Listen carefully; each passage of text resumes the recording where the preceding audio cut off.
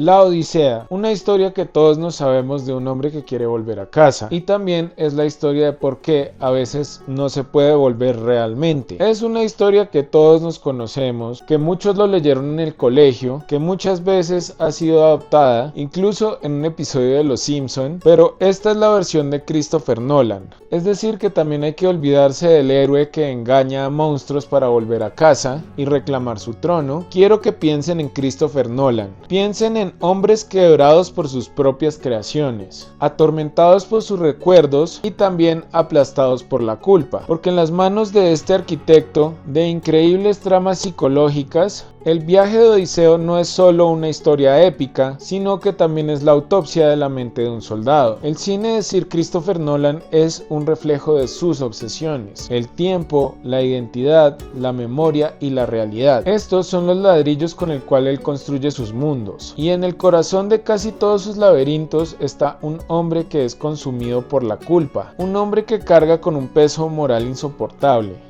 Desde Leonard Shelby en Memento, pasando por Bruce Wayne, es decir, el mismísimo Batman, hasta Robert Oppenheimer, el hombre que construyó la bomba atómica, pero que al desatar este poder lo consumió por dentro. Los protagonistas de Nolan no son héroes clásicos en todo el sentido de la palabra, sino que son supervivientes de sus propias decisiones, prisioneros de su propia culpa. Por eso, la idea de la Odisea dirigida por Christopher Nolan es tan fascinante. No se trata solo de aplicar su estilo visual y su narrativa no lineal a un mito clásico. Es algo muchísimo más profundo. Nolan no hace una adaptación uno a uno de la Odisea, sino que la utiliza para contar una historia que le es mucho más interesante.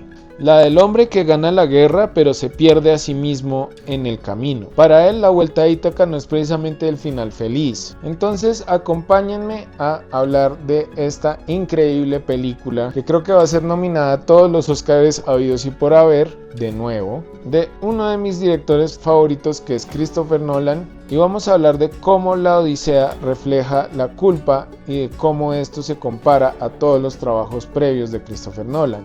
Comencemos. El mito roto. Odiseo no es un héroe, sino que es un sobreviviente. En nuestra cultura occidental, Odiseo es el símbolo del ingenio. Es el hombre de los 1000 trucos, el hombre que engañó al cíclope, pudo sobrevivir al canto de las sirenas y diseñó el caballo de Troya. Pero si algo nos ha enseñado Nolan es que hay que desconfiar de ciertos héroes. Su filmografía es cuestionarse lo que es esta figura del héroe. Su Bruce Wayne no es un justiciero que siempre gana, es un hombre que está completamente consumido por un trauma y una promesa. Su Oppenheimer no es el hombre que diseñó la bomba atómica, sino que también es el Prometeo moderno, aplastado por su propio ingenio y perseguido por los rostros de quienes condenó. ¿O qué me dicen de Dom Cobb de Inception, cuyo recuerdo de su esposa lo persigue constantemente? Y el Odiseo de Christopher Nolan encaja perfectamente en esta galería de figuras torturadas. Bajo su lente, el ingenio de Odiseo se revela como lo que realmente es: un mecanismo de supervivencia, una serie de decisiones moralmente grises tomadas en el fulgor de la batalla, y cada truco que le permite a él y a su tripulación sobrevivir le va dejando pequeñas cicatrices en su alma. Nolan nos obliga a preguntarnos qué clase de hombre sobrevivía 10 años brutales de guerra y otros 10 años de un viaje infernal. No es precisamente un héroe, sino un sobreviviente, y en este caso sobrevivir siempre tiene un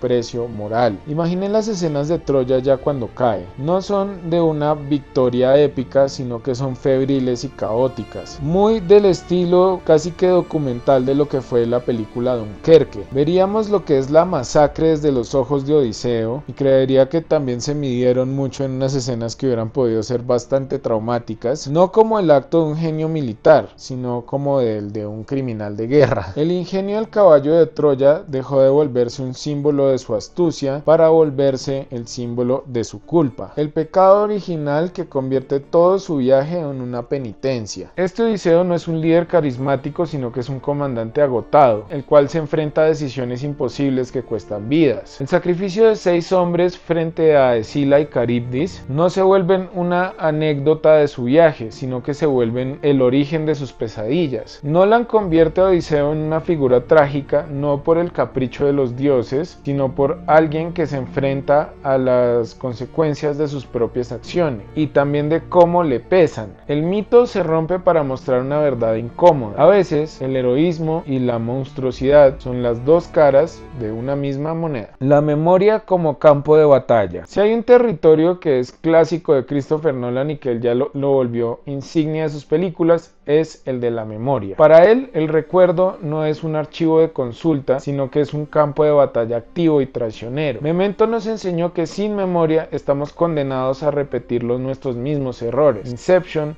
nos demostró que la misma culpa puede crear prisiones dentro de nuestra mente. La Odisea de Christopher Nolan en este caso sería, en esencia, una película sobre el estrés postraumático, un laberinto mental como Los sueños de Dom Cobb o la cronología a la inversa de lo que es Leonard en Memento. Los monstruos en este caso no son criaturas externas, sino que serían las manifestaciones físicas de sus traumas de guerra, proyecciones de sus culpas y sus miedos. El cíclope Polifemo no sería solo un gigante de un ojo, sería la encarnación de la brutalidad ciega de la guerra, una fuerza de la cual Odiseo también formó parte. En el diseño de sonido pasa algo muy peculiar, y es que los gritos de agonía de cuando los ciegan, aparte que casi me deja sordo, se mezclaría también con los gritos de los troyanos muriendo. Y se fijaron que nunca revelan qué es lo que canta la canción de las sirenas, porque esto es otro reflejo de la culpa, porque Odiseo mismo lo dice: te prometen lo que ya tuviste y perdiste. Y el descenso al inframundo, a pesar de que son confrontados por las sombras, casi que todos sus compañeros caídos, y lo que dicen en la película de todas sus campañas, también es una confrontación de todos los hombres que él mató y no pudo salvar. Aquí la técnica de Nolan se fusionaría con su obsesión temática. La inmensidad del océano no solo representa la aventura, sino también el aislamiento y la soledad de un hombre frente a la escala de su propio sufrimiento. Y es que el diseño de sonido, como mencioné antes, es un paisaje caótico donde el rugido de un monstruo se mezcla con el choque de las espadas y el susurro del viento se convierte en el lamento de los muertos. Para el Odiseo de Christopher Nolan, el recuerdo no es solo historia, sino que es un infierno personal del que no se puede escapar tan fácilmente. El espectáculo táctil, la obsesión por lo real. Ya pasamos a una parte más técnica del video, donde la experiencia de una película de Christopher Nolan no es solo un ejercicio intelectual, porque lo es, sino que también es visceral. Y gran parte de esa sensación viene de su obsesión con los efectos prácticos, lo cual me encanta como director, y es que él no quiere que se vea un mundo fantástico, sino que quiere que se sienta algo real y con peso. Algo que también nos enseña es de los peligros reales que hay en este mundo. En una era que es dominada por el CGI, de los efectos de computadora, y tristemente por la inteligencia artificial, Nolan es un artesano que insiste en construir una realidad simplemente para destrozarla frente a la cámara. Imaginen cómo se aplicaría esto a la filosofía del viaje de Odiseo. Los monstruos míticos dejarían de ser una creación digital por allá en el éter, una cosa teórica, para convertirse en una pesadilla muy real y mecánica. Escela y Caribdis no son una maraña de píxeles, por lo que nos hemos dado cuenta, se esforzaron para hacer un remolino real. Al igual que el monstruo de Scylla, es una complicada artimaña de arneses que se siente muy real cuando se lleva a los 6 tripulantes. Y todo esto amenazando con destrozar un barco que es muy real, y entonces el terror es palpable. Y claro está el cíclope Polifemo, que yo creo que es la maravilla técnica que se va a recordar de los siglos a venir por la gente que le gusta el cine, que es una mezcla entre una marioneta, un actor real, juegos de perspectiva forzada como en El Señor de los Anillos, cosa que también aplicaron en la isla de los Lestrigones, es decir, los gigantes esos que tenían armaduras, y todo esto para que los actores pudieran interactuar y reaccionar a una amenaza física real. El objetivo de Nolan sería anclar lo imposible a lo tangible. Este enfoque no es solo un capricho técnico, sino que es una declaración temática. Es que al filmar en un barco real, que era por allá un dracar vikingo que ellos modificaron para que pareciera un barco griego, siendo azotado por olas reales, y esta escena donde aparecen delfines, eso también fue fue una cosa que fue una completa coincidencia y que se dejó en cámara. En un mar completamente embravecido, algo así como en la película Dunkerque, y esto deja de ser una aventura épica para convertirse en una lucha por la supervivencia. Y todo se convierte en un calvario físico. Cada escena, desde las sirenas, que todos tenemos una idea de lo que son, pasando por los efectos prácticos en la escena de Circe, que eso sí me pareció que si no eres un fan del body horror, esta escena te va a horrorizar. Y otra es la escena en el inframundo, donde Christopher Nolan realmente enterró a los extras y filmó por allá en Islandia para que la gente sienta el agotamiento y el frío y el miedo junto a los tripulantes de Odiseo. Es como que cada escena va pesando más y más. Y es que para Nolan el espectáculo no solo está en la fantasía, sino en la brutalidad de hacer que la fantasía sea algo real y una experiencia inolvidable. Ítaca, el hogar que ya no existe. No se puede realmente volver a casa es una de las temáticas un poco desoladoras en el cine de Christopher Nolan. Por ejemplo, en Inception, cuando ponen la pirinola esa, o sea, no sabemos realmente si Cobb está en un sueño o no. Yo creería que él no está en un sueño, pero sí pudo volver a casa, a pesar de que la casa no es lo que Cobb imagina. Y en Interestelar, Cooper cumple con su promesa de volver a casa a su hija, pero realmente la diferencia en el tiempo lo volvió un extraño también, porque Cooper ahora es joven y su hija es una anciana. En Batman Begins